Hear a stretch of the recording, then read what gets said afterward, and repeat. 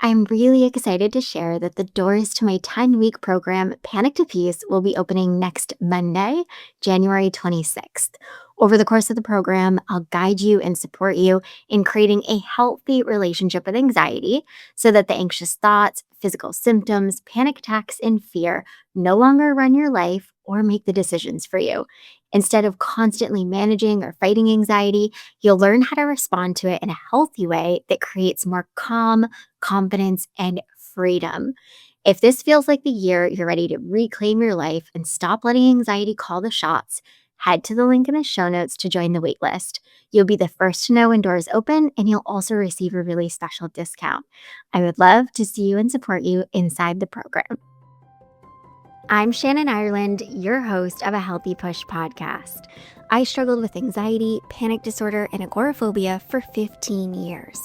Everything used to be hard for me. Even just driving 5 minutes from my house used to feel impossible. But now I absolutely live for travel and adventure, and I experience lots of peace and joy. I've not only reclaimed my life, but I've helped hundreds of others to do the same. Here, we stop managing anxiety and instead we create a healthy relationship with it. One where you say goodbye to the anxious thoughts, symptoms, panic attacks, and fears, and you actually live your life.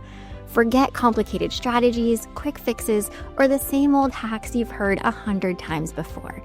Each week, I'll bring you simple, actionable advice and honest conversations that lead to real, long-term healing.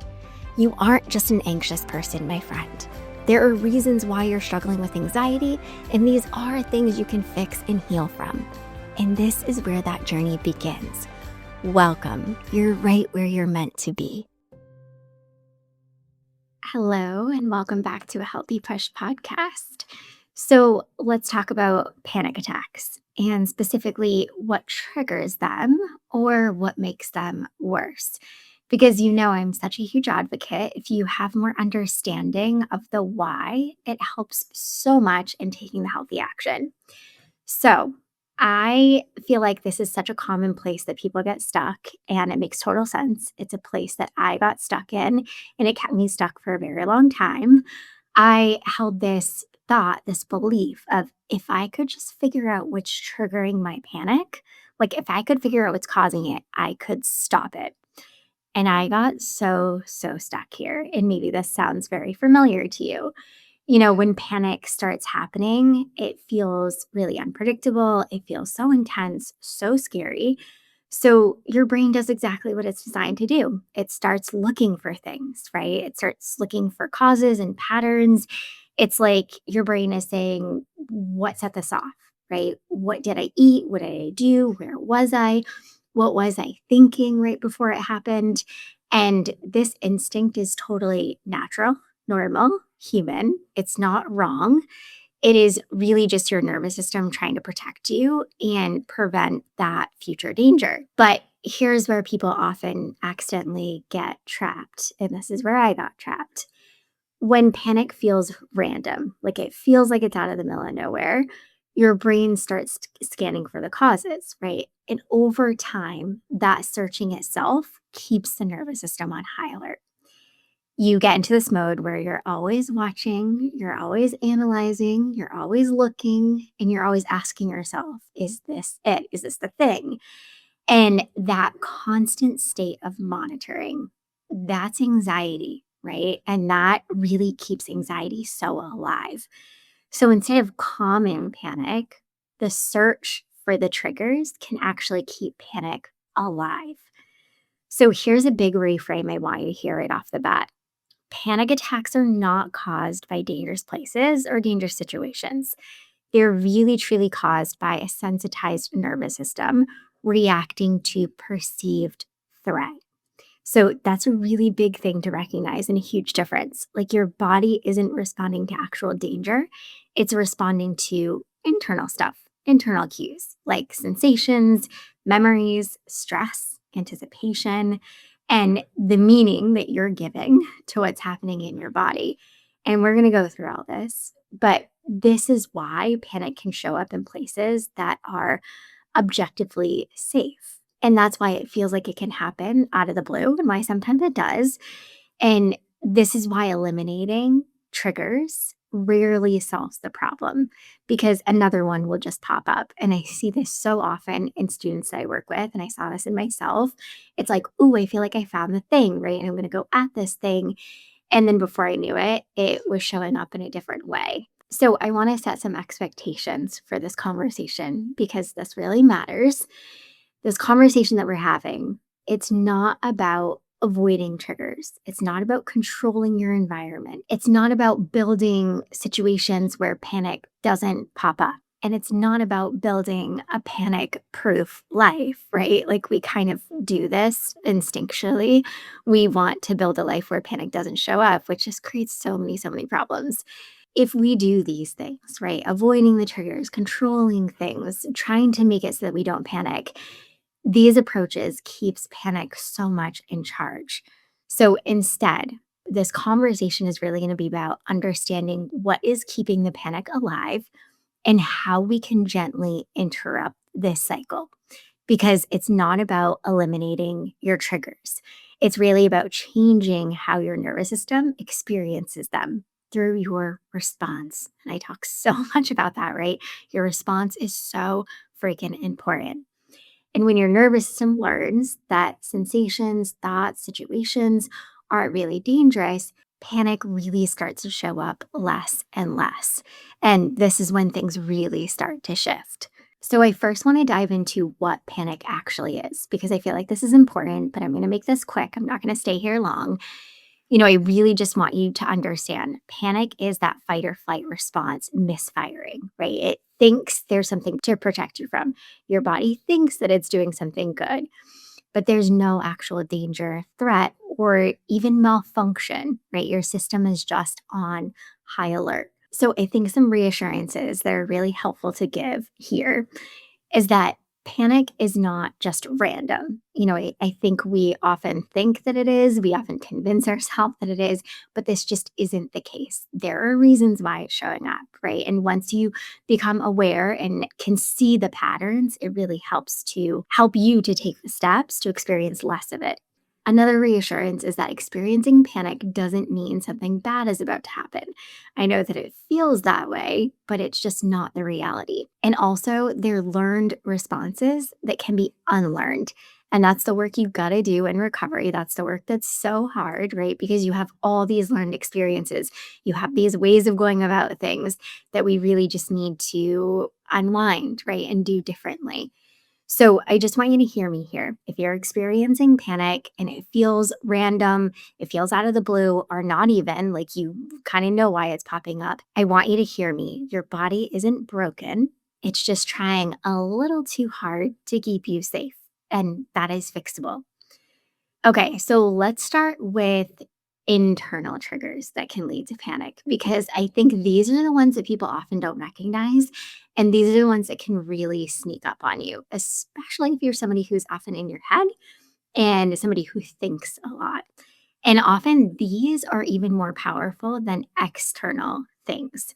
So the first one is the physical sensations, right? The racing heart, the dizziness, the shortness of breath, the GI stuff, feeling shakiness, dissociated, feeling really hot, feeling like you're going to pass out.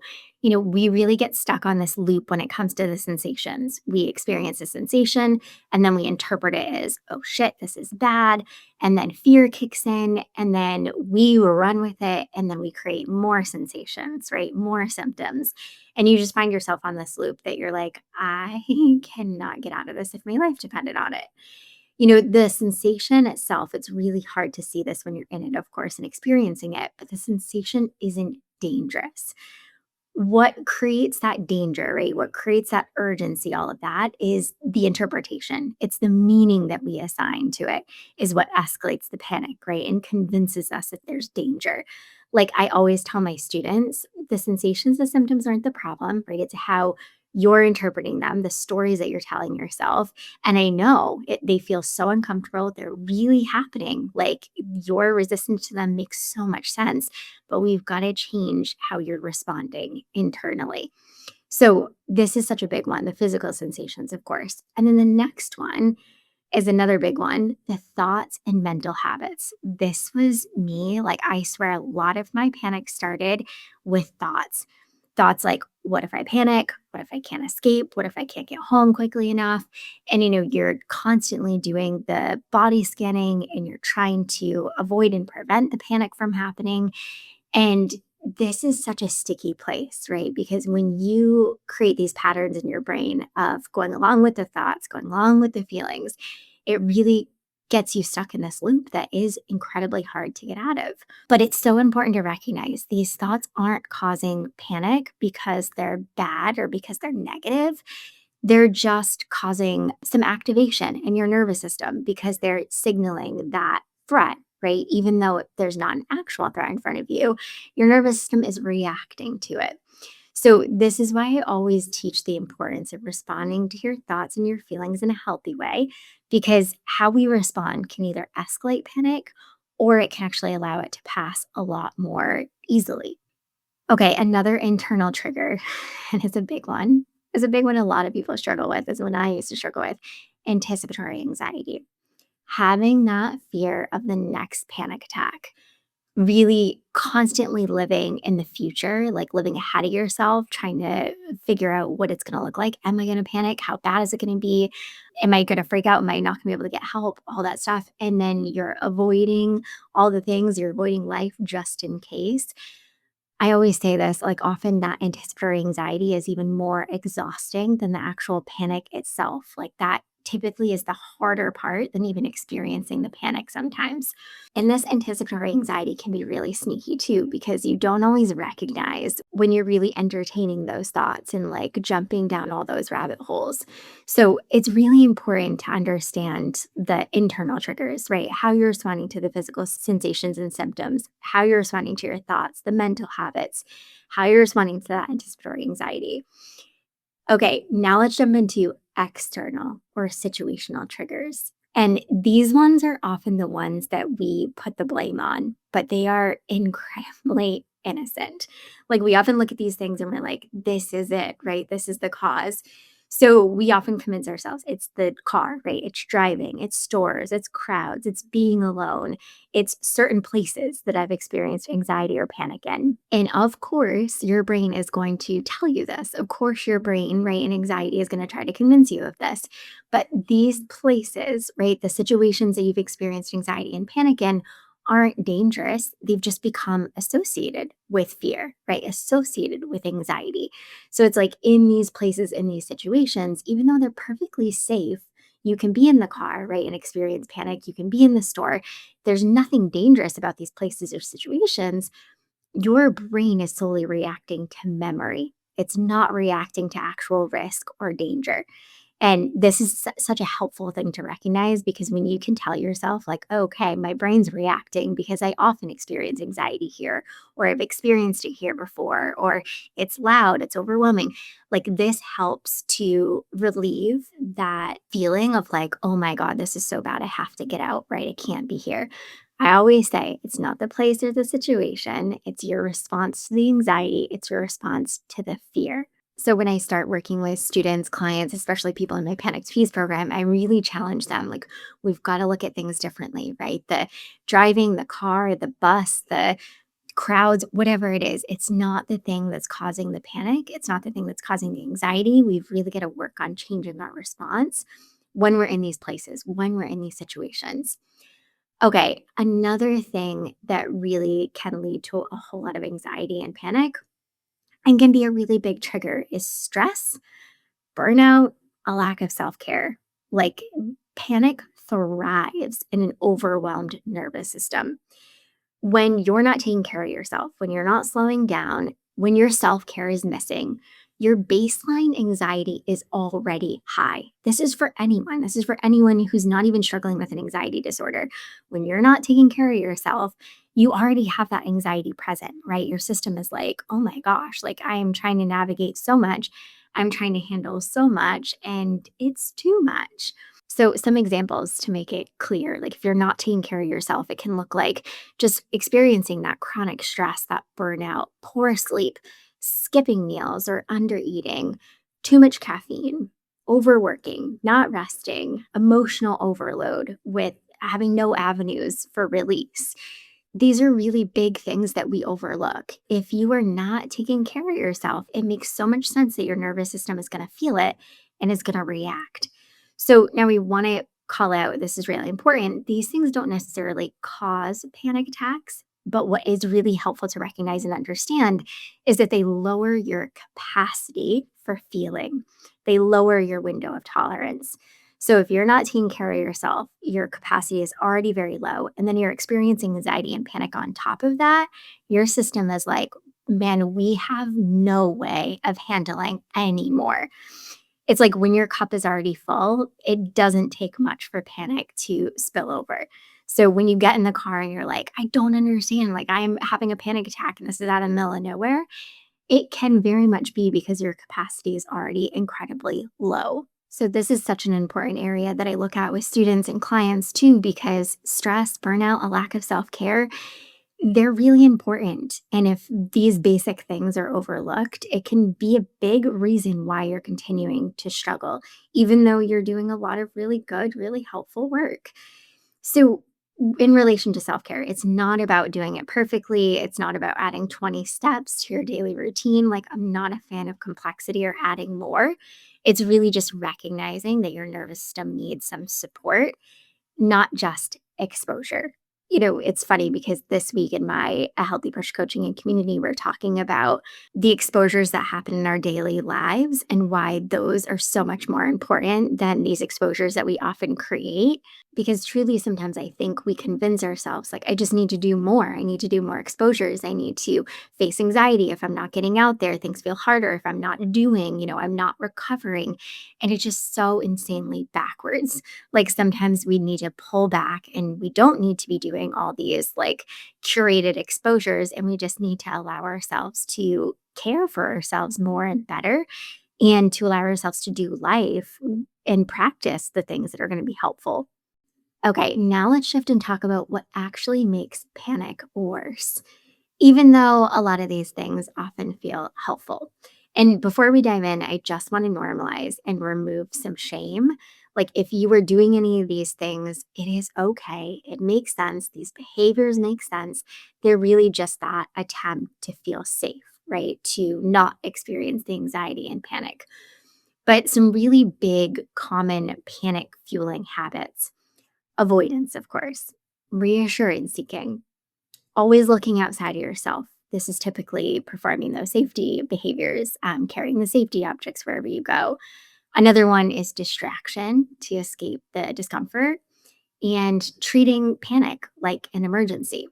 These things we often see as being helpful, like they're helping me to not feel as much anxiety. But what they're really doing is teaching your brain anxiety is dangerous, right? Panic is dangerous. So, unfortunately, when we participate in these things, when we create these habits that are really hard to break, panic gets reinforced instead of extinguished. I always say this to my students: the more you throw at it, right, the more urgently you try to stop it, the more you try to get rid of it, the more important it's going to feel to your brain. And this is such a big one for me that I can clearly see looking back. Like, I spent years, I spent so much energy, I did so much to try to get rid of panic. And no wonder why I was experiencing so much of it, experiencing multiple panic attacks a day. Like, it makes so much sense looking back, and I can see things, of course, much more clearly now. But I want you to be able to kind of zoom out and be able to look at things more clearly and see what's actually making the panic worse. I don't want you to keep chasing triggers because it really will keep you stuck. The reason why we do this, right, is for that control, that quote, safety. But recovery isn't about control. It's not about controlling the environment. It's really about working to expand your tolerance for feeling that discomfort, for feeling fear, for feeling anxiety. I think something really helpful to hear here is confidence isn't built by avoiding panic, right? We don't grow confidence. We don't grow that capacity for feeling by avoiding. It's really by allowing it and watching it pass. So rather than continuing to find the triggers, go at them, try to get rid of them, a much healthier approach to panic is to shift your goal entirely, right? It's to shift from trying to stop panic to really working on changing your response to anxiety and panic. It's really working on allowing the sensations instead of trying so hard to get rid of them and to resist them. It's really working on responding curiously and gently, not urgently and so reactively. It's working on staying present instead of escaping mentally. It's supporting your nervous system before and after. I've got to tie this back to self care because I really wish somebody would have told me this. I wish I would have understood this back when I was struggling. Exposure work, AKA growing your tolerance for feeling, plus self care is healing. That's really how recovery happens. And this is the work that I do with my students. This is the overall work that we do in my Panic to Peace program. Like what we're trying to put together is growing your capacity to feel, allowing for that discomfort to be there without you spiraling, and being able to grow more capacity for it and taking better care of yourself. When these two things come together, that's when healing truly, truly happens. So I want you to really hear me on this one. If you're experiencing triggers, the panic triggers, they do not mean that you're failing. They don't mean that you're getting worse. They don't mean that you're going backward, that you're regressing, right? They're just patterns. They're just habits. They're just information. They are not danger. And truly, recovery is about consistency and compassion and patience and learning that you can live even while anxiety, even while panic is learning to quiet down. So I would just encourage you, I would love for you to take some time and reflect on what is draining you, what's draining your nervous system, and what's one supportive habit that you can add this week. Just these small steps that we do to take better care of ourselves goes such a long way for growing that capacity. And if you're somebody who's like thinking, Shannon, I get this, I understand this, like I've definitely had some aha moments, all of this has been incredibly helpful. It's maybe made me think differently, but I just don't know what to do. Like, what do I practically do? I keep experiencing panic. I'm really afraid of it. Like, I just want to know how I can stop panicking. I want to encourage you to check out my 10-week program, Panic to Peace. Like, doors are opening soon. They might already be open when this episode comes out. But I just want to encourage you to look at this program because this is exactly where I teach you how to respond to your thoughts, how to respond to the sensations, the symptoms, how to respond to panic differently so that these things actually quiet and stop popping up unnecessarily, and how you can experience that peace, joy, and freedom again and not have anxiety calling all the shots. So I will link to that in the show notes. But as always, you know what I'm going to say. Until next time, keep taking healthy action. I hope you loved this episode of A Healthy Push. If you have, I'd be so grateful if you could leave me a rating and review wherever you're listening to this podcast. This helps people to find the show and get the support they need. And if you know someone who could use a little push, be sure to share this episode with them. And for even more support, head over to ahealthypush.com for show notes and loads of tips, tools, and inspiration to help you on your recovery journey. I'll see you next week.